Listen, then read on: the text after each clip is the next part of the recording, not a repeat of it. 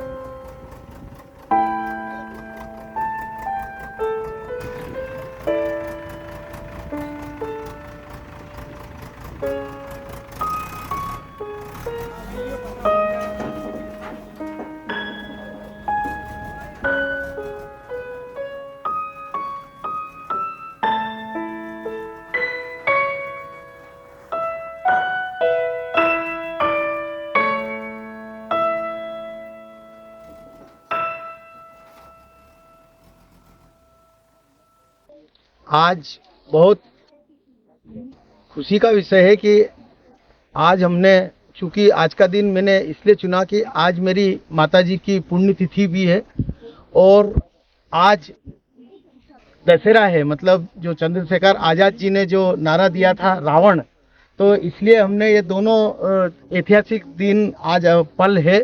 तो इसलिए आज हमने जो किशन सिंह जी हमारे बीच में से शहीद, मैं उनको शहीद का दर्जा इसलिए दूंगा, मैं नहीं कहूँगा कि आकस्मिक मृत्यु हो गई उनकी या सड़क दुर्घटना में मृत्यु हो गई। मैं उनको कहूँगा, अगर किसी को बुरा लगता है तो 50 बार लग जाए, वो हमारे लिए शहीद थे। क्योंकि मैं भी एक ओबीसी वर्ग से आता हूँ और उन लोगों ने आरक्षण के समर्थन के लिए यहाँ से, वो किसी के घर के या किसी निजी उसके लिए नहीं गए थे। एक हुकार भरी थी चंद्रशेखर आज़ाद जी ने कि हमारा आरक्षण बचाना है, और हमारा आरक्षण बचाने के रैली के अंदर वो गए और वहाँ से जब शहीद हुए। आरक्षण बचाने में हम ओबीसी, एसटी, एससी प्लस मुस्लिम तीनों लोगों को संयुक्त रूप से इसमें शामिल किया था। तो उस मुहिम में जो शहीद हुए थे उनका मैंने एक आज़ाद जी का आज से 20-25 दिन पहले छतरपुर का एक इंटरव्यू मैंने टीवी पे देखा था। उसमें उन्होंने उल्लेख किया था कि खाचरोद नागदा विधानसभा क्षेत्र में हमारा परिवार ऐसे मकान में रहता है। जब मेरा एक दोस्त है लालू कुशवाहा ठाकुर समाज का, उसने मेरे को वो वीडियो दिखाया और उसने कहा कि यार भैया, अपने क्षेत्र का मामला छतरपुर में उठ रहा है तो क्यों ना अपन इनका मकान बनाए। तो मेरे दोस्त ने मेरे को प्रेरणा दी, तो मुझे लगा मिला नहीं यार, कहीं ना कहीं अपने क्षेत्र का मामला है, और अगर छतरपुर में जाके आज़ाद जी वहाँ पे मामला उठा रहे हैं तो ये हमारे लिए बहुत उसकी बात है कि हमारे क्षेत्र का मामला है।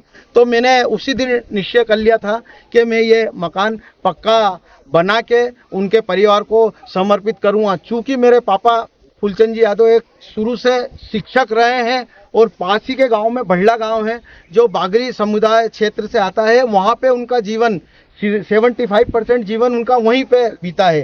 तो उनके एक आदर्श लेके मैंने ये निर्णय लिया है, और आज वास्तव में माताजी की पुण्यतिथि के साथ साथ मेरे पिताजी को भी एक सच्ची श्रद्धांजलि होगी कि मैं एक ये मकान का निर्माण मैं मेरे परिवार के और इष्ट मित्रों के सहयोग से कर रहा हूँ। तो मैं आप लोगों को, और चूंकि इसके पीछे मेरी एक मंशा एक ये भी थी कि आज हमारे लिए कोई व्यक्ति कहीं जाता है और वो शहीद हो जाता है तो उसके परिवार को ऐसा नहीं लगे कि उसके पीछे कोई है नहीं। ये एक मेरे मन में एक मोटो था।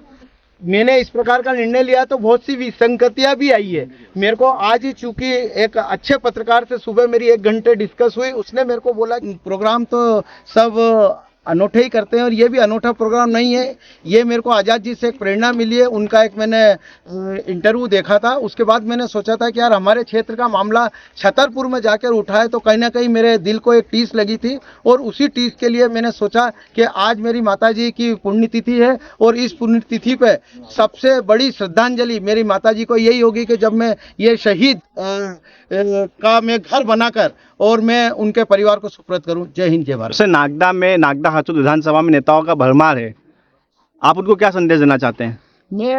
मैं तो क्या संदेश देना चाहूँगा, मैं एक छोटा सा अदना सा व्यक्ति हूँ, पर मैं ये संदेश देना चाहता हूँ कि सभी नेता ये मानवता का जो काम है, आज यहाँ से किशन सिंह जी जो गए थे वो उनके व्यक्तिगत विशेष के लिए नहीं गए थे, वो समाज जन के लिए गए थे। हम समाज जन में उसमें मेरा भी स्वार्थ छुपा है। ओबीसी से आता हूँ, हमारी लड़ाई लड़ने गए थे, वो मुस्लिमों की लड़ाई लड़ने गए थे, ST/SC की लड़ाई लड़ने गए थे। जब वो हमारे समर्थन में गए तो हमारा दायित्व कहीं ना कहीं कि उन लोगों की मदद करें। आज इससे ये होगा कि चलो खुदा ना खास्ता कल से कोई ऐसा अप्रिय घटना नहीं हो, पर किसी के साथ भी अप्रिय घटना होती तो उनके परिजन को ये लगना चाहिए कि उनके पीछे एक कुनवा समाज का उनके साथ दुख सुख में खड़ा है। इस मकान में अनुमानित कितनी लागत लगेगी? देखिए, अब जो प्रभु की इच्छा जितनी भी लागत लगेगी, पर यह कोशिश रहेगी कि पूरे मध्य प्रदेश में मैं एक उदाहरण स्थापित कर सकूं, ये मकान पक्का बना के कि इस प्रकार का मकान हर हमारे समाज जन का होना चाहिए।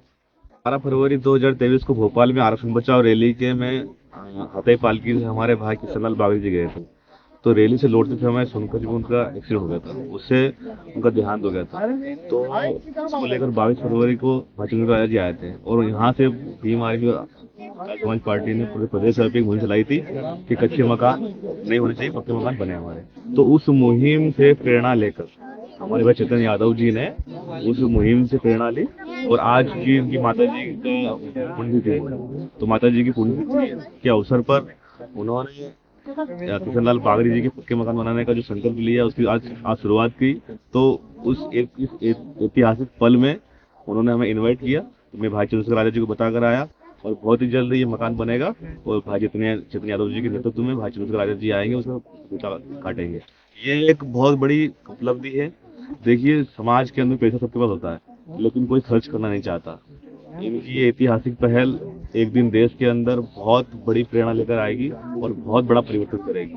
मेरी ओर से यादव जी के लिए मंगल कामनाएं, आपका भविष्य उज्जवल हो, और कहीं पर भी अगर इनको जरूरत पड़ेगी हमारी भीम आर्मी की, तो हम लोग एक पैर पर इनके लिए खड़े रहेंगे। बहुत बहुत साधुवाद। जय हिंद, जय भारत।